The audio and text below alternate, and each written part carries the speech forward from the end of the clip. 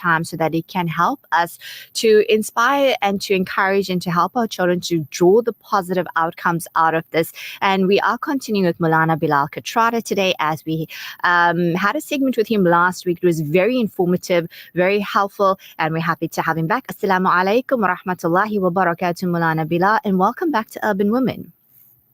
Wa alaikum salam, Razia, and it's a pleasure to be here. Alhamdulillah. Now, the rapid advancement, of course, of technology, particularly in the realms of artificial intelligence and digital media.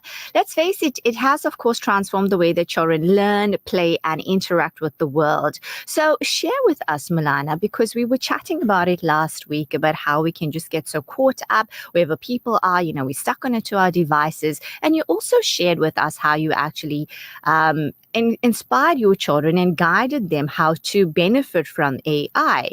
So let's start firstly. I think it's so important for us to understand that while we give our children or our kids these little devices, something also, there has to be a balance. Let's talk about boundaries. What would you say? How can we actually implement and bring in boundaries with regards to screen time?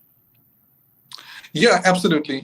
One of the things that I find very surprising is when I speak at communities, events, at conferences, and parents come and they tell me, look, we want to impose balances, but we are scared of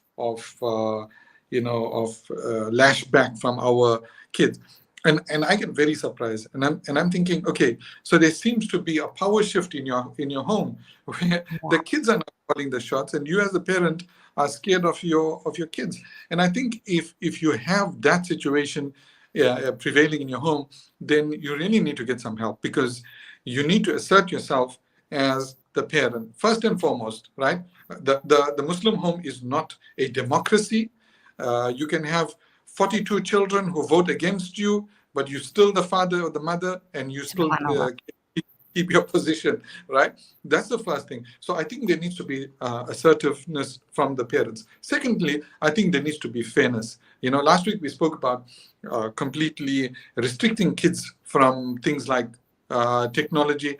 That's going in another extreme, and that's wrong also, right? So overindulgence and over-restrictiveness are both wrong, because see, one of the things I experienced when my kids were growing up, and I was a very strict father, right, being a Maulvi Sahib and everything.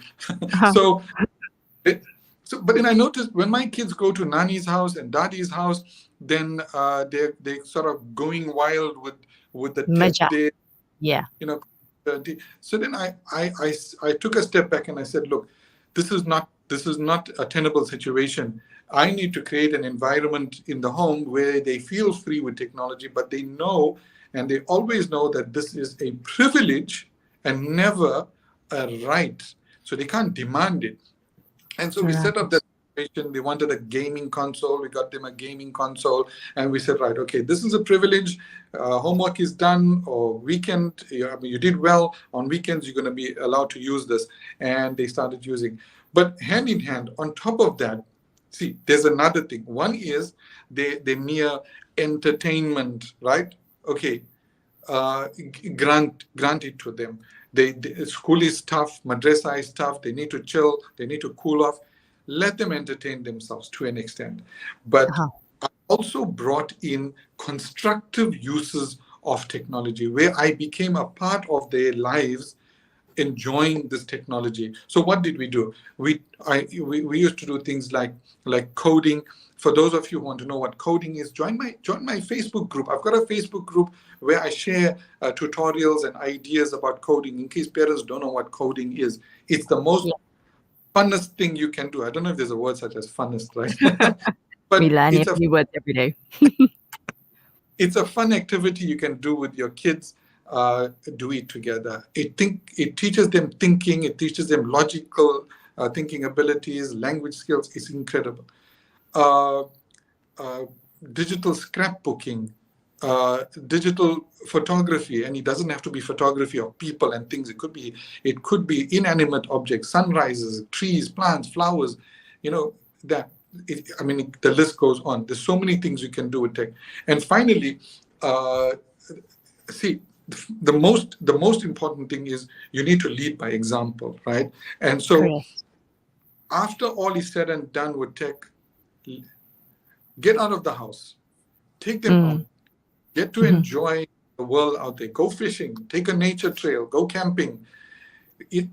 Children will grow up with what they are accustomed to, right? So if we accustom them to hours upon hours, days upon days indoors, just with gadgets, then you can't blame them for not wanting to try other things.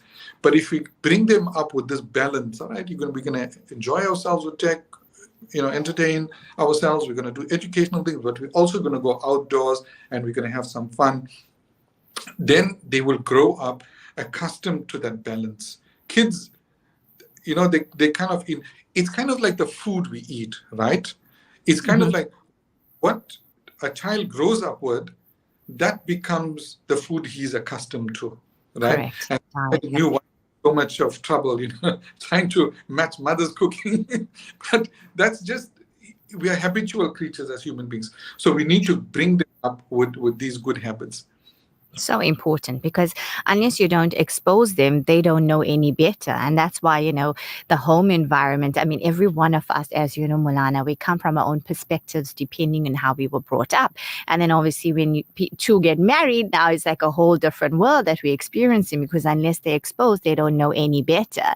Now, as our kids are also obviously, we bring them into this world. And I think with technology and with the internet and with social media, the world is kind of gone very small at the moment, right? My brother's in Malaysia, but of course we can still connect like as if he's just in the other room. And some people even connect like that. They're in the same house, but they're chatting on the phone, right? So the thing is that the kids are also exposed to, obviously then there's going to be privacy concerns and security issues. How can parents then basically notch up on that and protect their children's privacy and security? So I think your answer is in your question. Notch up. Parents have to learn cybersecurity for the home. And I don't mean being a hacker. I mean, just learn the basic rules of how to keep yourself and your devices safe. Because today, so much of our lives are on our devices. I mean, If you think of our personal lives, our photos, our social media, our bank accounts, everything is on that device. And we need to keep all of that information safe. So it's mandatory for everyone to learn how to keep yourself safe and how to identify a phishing message that you get from a legitimate message that you get, right? I know so many people who fell prey because somebody sent them a message saying, we want you to give us your access credentials for your bank account.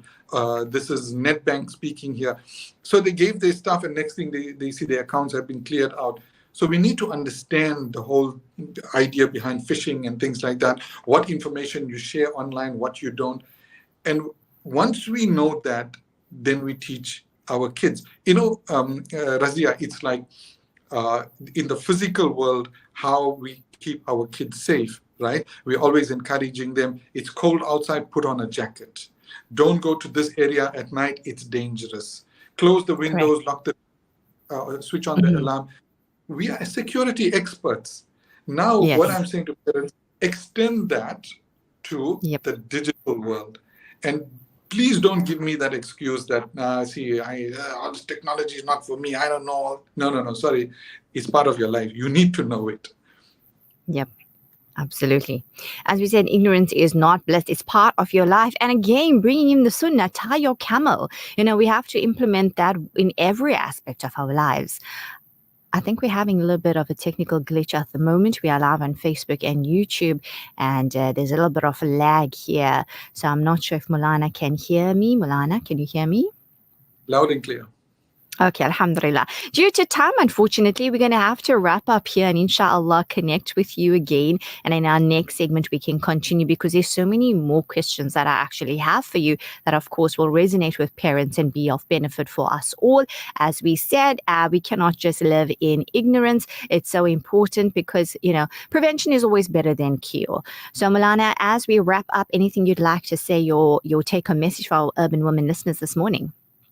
Absolutely. Keep learning. Just keep learning about technology. Don't be afraid. Have a growth mindset.